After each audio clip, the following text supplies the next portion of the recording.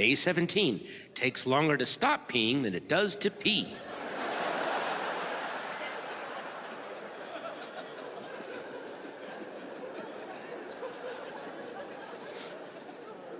It's coming for all of us. I'm gonna leave you with this story about my another breakdown that I had.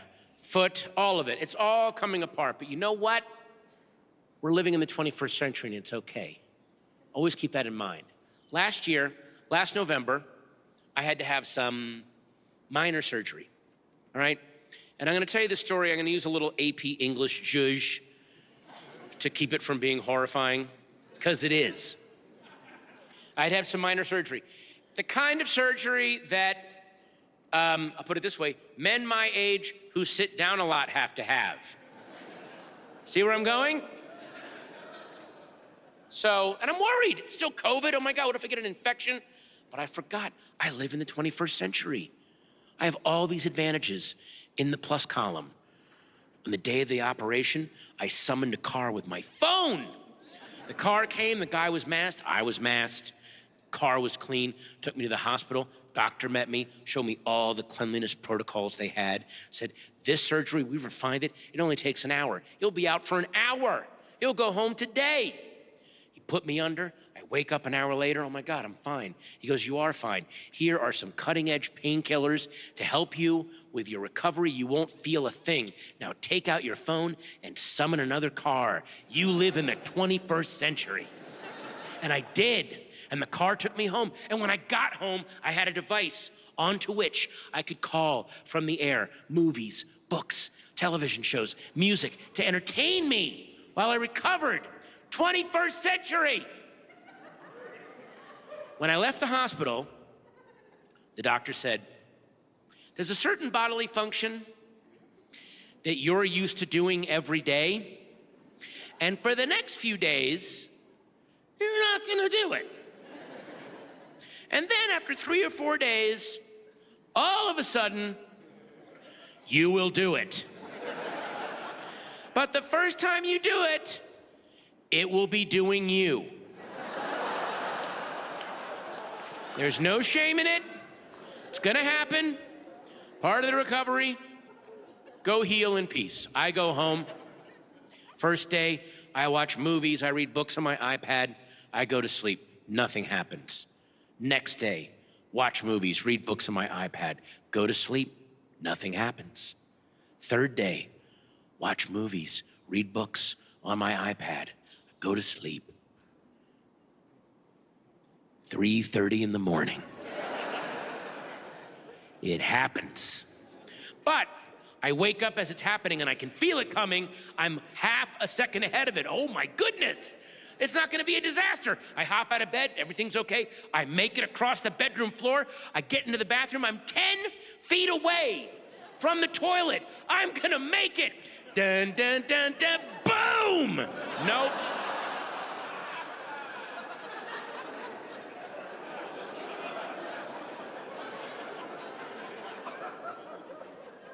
I had managed to get my underwear and sweatpants off,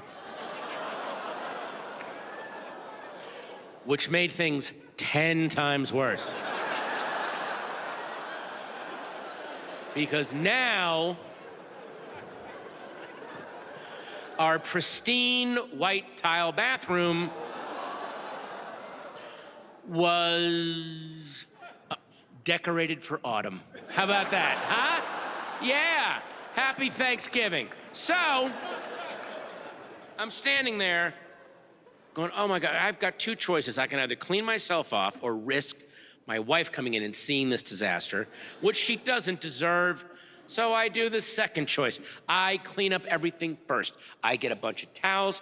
I get everything all cleaned up in a big, gross wad. I gotta take off all my clothes, including my shirt. I'd ruined my shirt. Physics. So,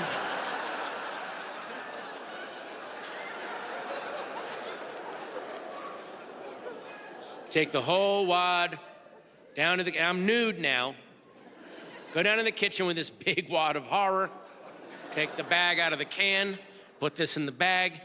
Now, 4 in the morning, I gotta walk to the end of my driveway where the trash cans are. Get the thing open, drop it. I just stand there, nude, 4 a.m, and I just looked at the moon.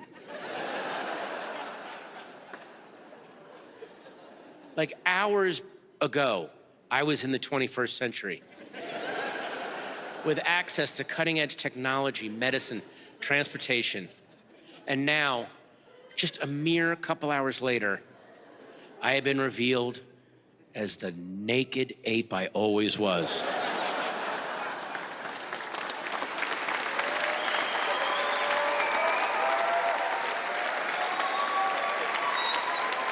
The naked, shit-covered ape that's inside all of us. And I actually had a weird moment of peace because it was so awful. And I'm just like, you know what? I'm actually as far away from the 21st century as I could possibly be right now. I'm actually closer to my Neanderthal forebears. There's something weirdly cleansing about this. And I had that feeling for like 10 seconds. And that's when I remembered all my neighbors have Ring cameras on their doors. So everybody got their Christmas card that year. Thank you all so much for coming out tonight. Hey, I broke my foot. Yeah, that's how I started my year. I broke my foot. It happened in 2 parts. The second part was I slipped off a curb and I landed wrong. That was the second part. The first and most important part was I turned 53. That is the crucial part. Once you get past 50, everything's fatal. When I was in my 20s, I would walk into propellers and put some Bactine on it. I was fine. And now if a pine cone falls near me, my spine implodes. I don't know what, like that.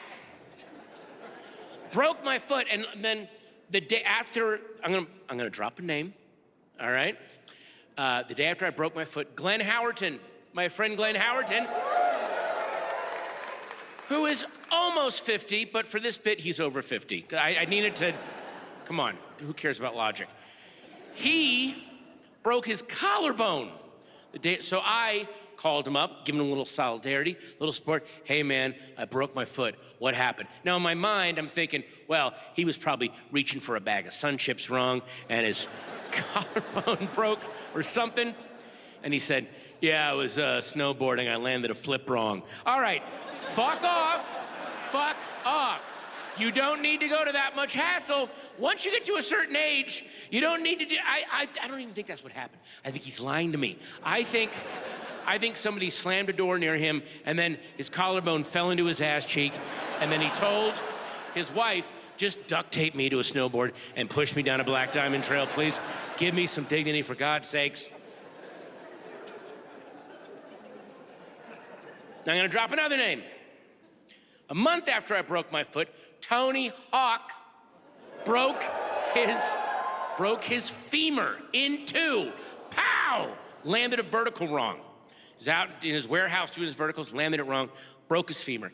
DMs me a picture of his x-ray. He's like, looks like we're in the same boat, buddy. I'm like, no, we're fucking not. You just Jackie Chan'd yourself into even more coolness. He found a whole other level of cool. I slipped off a curb like someone's aunt that saw a bird. That is how I went down.